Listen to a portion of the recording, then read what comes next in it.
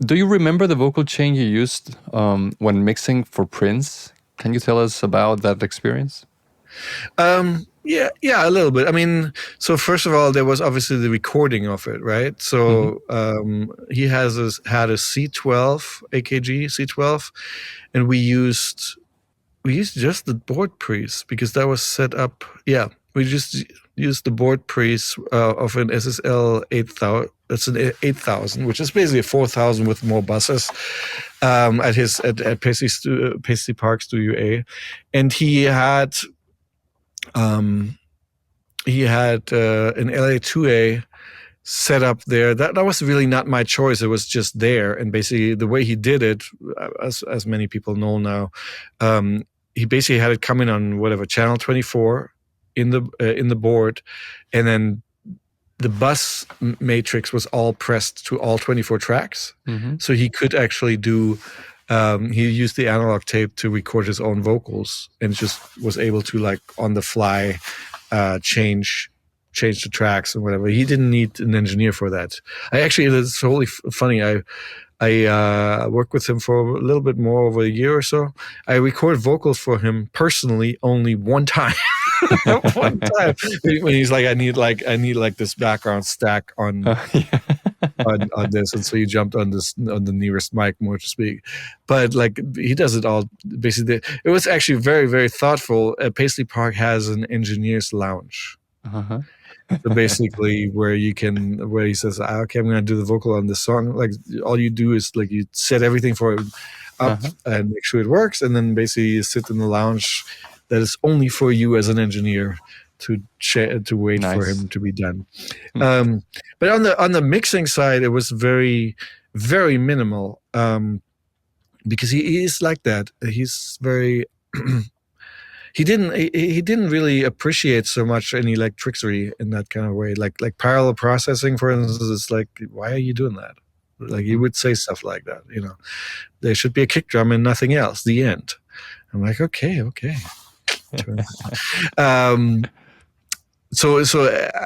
even though I don't 100% remember, I can like my.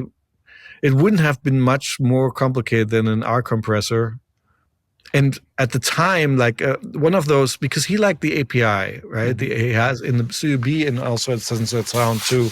There was a Demedio API console, so he liked that sound. So I was like, well, let's make this kind of familiar to him because he doesn't. At the time, he just gets. I was probably not the first record we did in Pro Tools with him, but he kind of acted like he's never seen it, which is also not true, of Hmm. course. But he had his ways.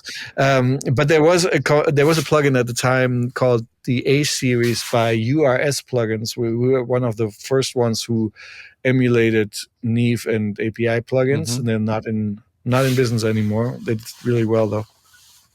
And so I did that mostly so he would see a GUI that looked familiar to him because it looked like an API EQ. And so that actually was, in hindsight, a pretty good move on my part because he's like, oh, just one more click of the API. I'm like, oh, yeah, cool, because it's stepped, right? Actually, Hmm. the plugin was not stepped. You could choose to go in between. But it was really, really there was nothing. Hey, there was no saturation plugin. Can tell you that. But that being said, he absolutely hammered the LA2A on the way in, and because it was a setup that he had started beforehand, and because I was not in the room, I couldn't really have too much input going like, hey, I think you're hitting that a little hard, right? But okay, so here, that being said, between the LA2A and the Studer 827 tape machine, I'm sure there was some saturation, some harmonic in there, right? It's just not what I would Hmm. call. That's like using gear. But we also didn't push the tape level very hard or anything like that. No, just regular recording to a very quiet tape machine. Hmm. So yeah, that would be that. Do you remember any effects, delay, reverbs, or something? At the time, this would have been. As I say in this reverb masterclass, I am a huge proponent of plates. on vocals. They just seem cleaner to me, and they're splashy, and they're almost like synthesizers, like subtractive synths, where you have a lot of frequencies and then you take a filter to take it down. While Halls, this is a very, very random and rough descriptions. To me, they seem like darker and woolier always. So it would have been a plate. And the funny part is Paisley Park actually had 2 plates, but we never used them because we mixed the songs in the computer, which is something he wanted to do.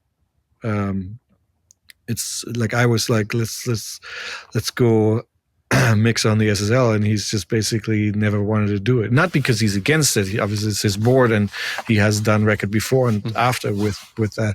It was more like he was. I think at that time he really wanted to like see what this digital recording do for us. This is the Lotus Flower and MPL Sound records, by the way, in case you guys wonder. This is 2009, I think. So the answer to that, it would have been a plugin, and at the time I would have used the Avid plugins, Revives. Revives would be my first. And the delays, I'm super basic on delays. It's either the Mod 3 delays, and I would then, if I wanted to put like a SansAmp beforehand or afterwards, like dirty it up a little bit. Or if they already had the H delay, I would probably use the H delay.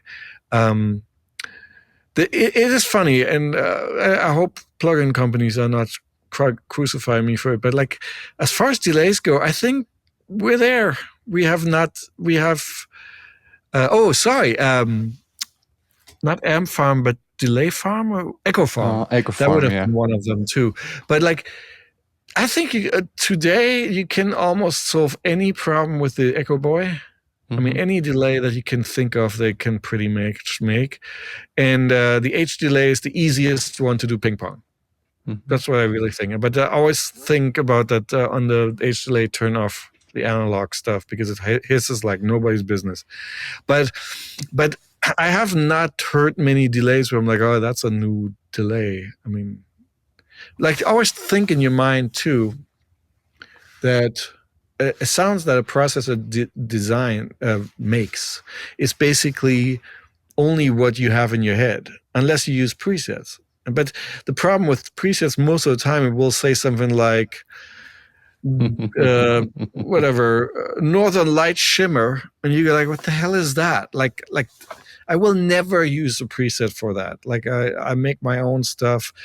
Like, because by the third click on something, you already don't know anymore what's going on. And then what? You're guessing, hoping that you arrive at a random sound that you hopefully like. So like, to me, presets have to be always labeled like something like this: dotted quarter, modulation, short tail, boom.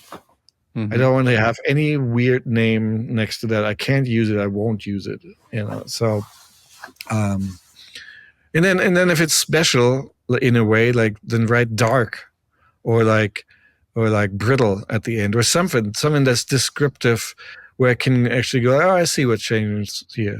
But so yeah, that would be it. It would be very basic Pro Tools Pro Tools plugins at that time. Great. The second question here is, to watch the full video, click the link below and don't forget to subscribe.